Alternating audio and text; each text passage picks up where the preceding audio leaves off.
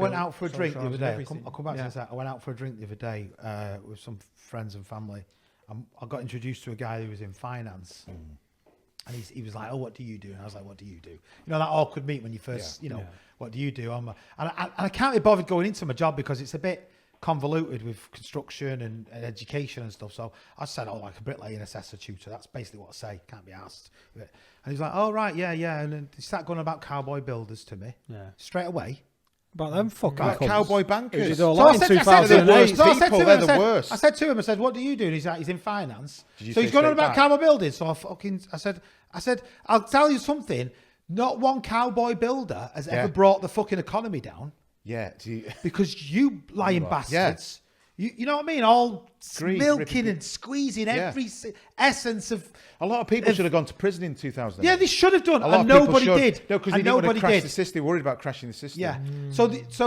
And I'll tell you another thing that pisses me right off. You know that BBC Watchdog programme? Shout out to the BBC, by the way.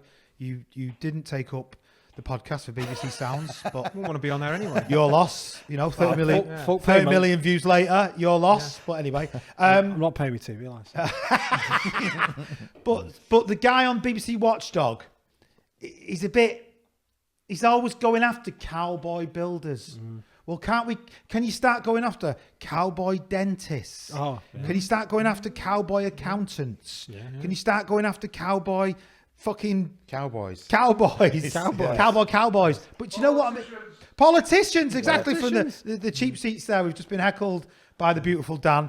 But he's right though. Cowboy politicians. It's how easy it is to catch someone out though. Yeah. If you can't.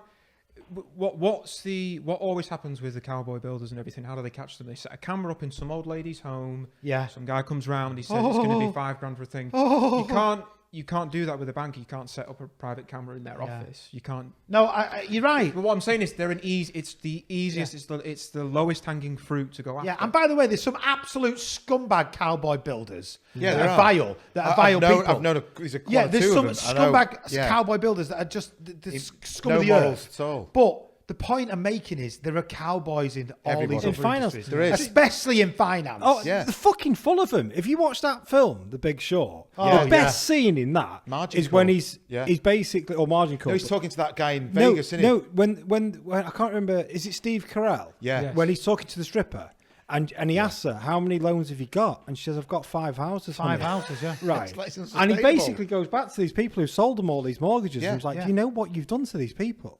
So they get to sell that on. And they fucking hundreds and hundreds of people doing that all around the world. But that just selling wasn't, loans and mortgages. Yeah. That wasn't one person. That was a collective agreement by the banking industry. By the industry, yeah. To say that we can give you loans based on the fact of the value of these properties and everything, but knowing full well that they couldn't ever be paid back, or if the interest rates went up by a slight amount, they'd all be absolutely fucked. Well, that's why 0% interest rates are a terrible idea.